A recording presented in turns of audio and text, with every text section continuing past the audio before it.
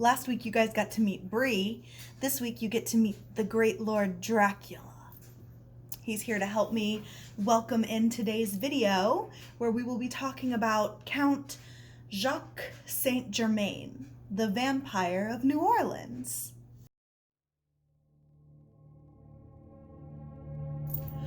So, as I said, today we will be talking about the legend of Count Jacque St. Germaine of New Orleans.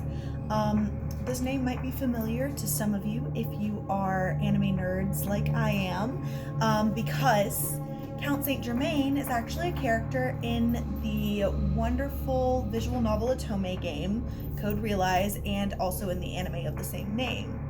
Now, I personally wasn't very interested in him playing the game. His route wasn't very fascinating to me, and there wasn't a lot of details about the Count himself, I didn't feel like.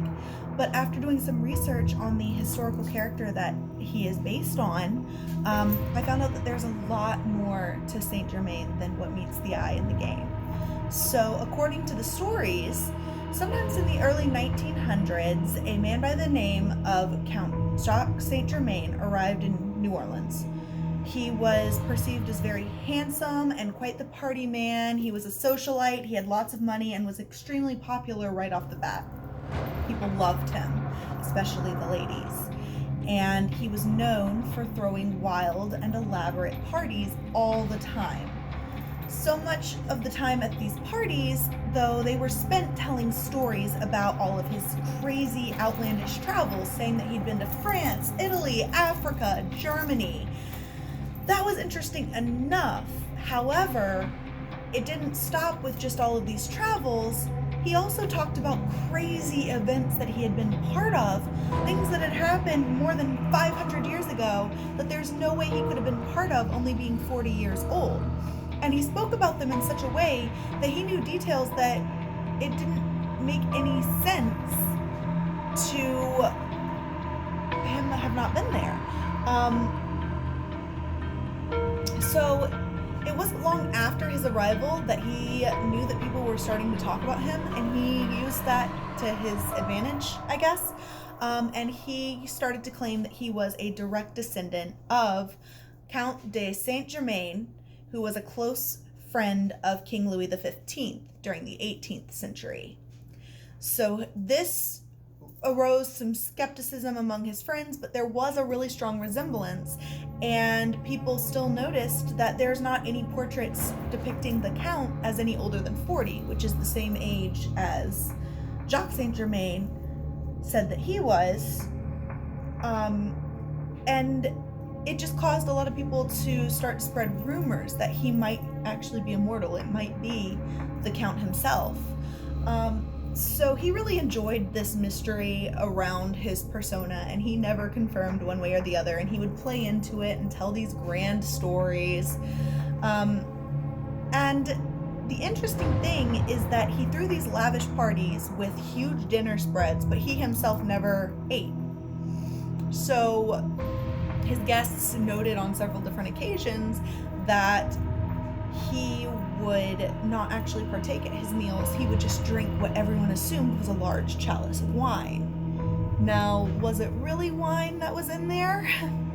I guess we'll never get to know. But it did begin to make people believe that he was in fact a vampire. Now, this already is really interesting, but it took a really dark turn several months later when police were summoned to the house of St. Germaine because a woman seemed to have fallen from the balcony of his second floor. His guest was a woman who was well known at the time as being a very popular sex worker. Actually said that she leapt from that balcony. She did not fall, and it was because the Count had tied her up and begun to bite all down her neck and shoulders, and she was bleeding, and there were bite marks. She had lost a lot of blood, and she survived that fall and was completely hysterical while telling the story. So of course the police assumed that she was just delusional, maybe she'd hit her head, something had happened, and they sent her to the hospital, and of course, Saint Germaine, being rich and wealthy and a socialite, was told, don't worry about it. You can come by tomorrow to the police station and we'll take your side of the story, and it's no big deal. We'll just brush it under the rug, no worries. Except he didn't show up to the police station. He completely disappeared, leaving behind most of his belongings. But the interesting thing is that the similarities between the two Saint Germains doesn't stop with just appearance. The original Count, who was friends with King Louis XV, is actually known for having spun the same kind of wild, crazy tales about events he possibly could not have been around for. Things that happened, again, over 500 years prior, like having conversations with Cleopatra or meeting the Queen of Sheba. And many people also said he had really strange talents, like he could use both hands to write, being fully ambidextrous. He spoke many, many, many languages and was very well spoken and well read, and was even a noted alchemist. Many of his friends wrote about him being able to manifest diamonds out of clear air, or turn lead into gold using nothing but heat. So a lot of people attributed his seemingly eternal youth to his alchemy skills, but of course we know now that alchemy is a debunked science. There's no way possible that that could have been real things that were happening. So maybe what it was that caused his eternal youth was something else entirely. Maybe there was only one Saint Germain, and he has lived across centuries. He never needed anything to drink or eat other than that blood and wine mix that they found in his house when he left and the police went to clean it out. I guess we'll never know for sure, considering the last person who ever claimed to be the Count was a French actor by the name of Richard Chanfrey. He came forward in the 1970s claiming to be the Count, and went on a French television show and claimed to turn lead into gold on the show, saying that that was his way of proving that he was in fact the Count. But he and his lover committed suicide about 10 years later together.